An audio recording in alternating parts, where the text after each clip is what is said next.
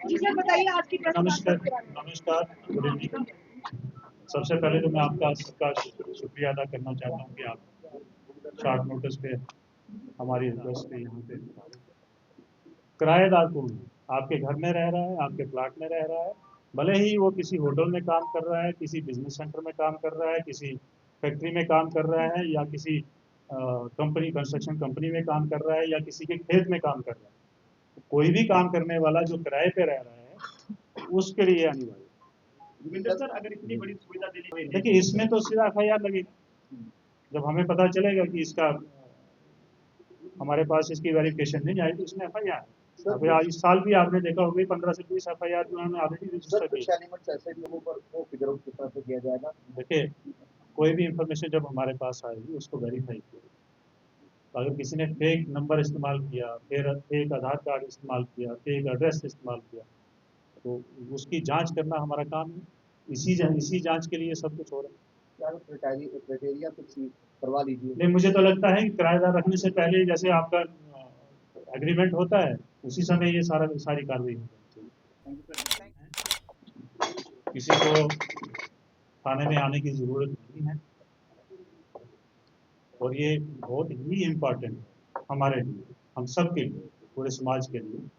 हमें ये खबर रहनी चाहिए कि कितने किराएदार हैं हमारे जम्मू में, कहाँ कहाँ पे रह रहे हैं, और उस सब को लेके हम लोग अपनी रणनीति जो है वो तैयार कर सकते हैं।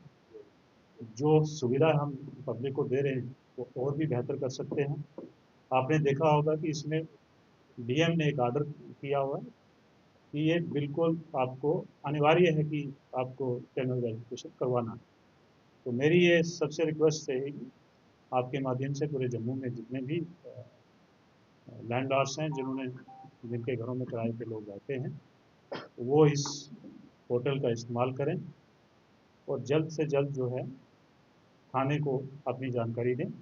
उसके बाद का जो काम है वो थाने का काम है। हम लोगों के पास जब उस टेनेंट का जो है प्रीवियस एड्रेस आ जाएगा, हम उस कंसर्न थाने से जो है उसका वेरिफिकेशन करवाएंगे, और जिससे अगर हमें लगेगा कि इसका कुछ वेरिफिकेशन जो है गड़बड़ है तो उसको भी इतला कर दी जाएगी, जो लैंडलॉर्ड है उसको इतला कर दी जाएगी, ताकि और खासकर जो टेनेंट्स हैं उनके ऊपर नजर जो है रखी जाए। ये जो टेनेंट पोर्टल जो लाया क्या था, जैसे अभी SDPO वेस्ट ने आपको बताया कि आरएसपुरा में जब एक FIR लगी तो हम लोगों ने, जब DM ने ऑर्डर किया तो हम लोगों ने लोगों को इतला देना शुरू कर दिया कि आप थाने में आके अपना वेरिफिकेशन जो है टेनेंट वेरिफिकेशन का फॉर्म जो है फिल करिए।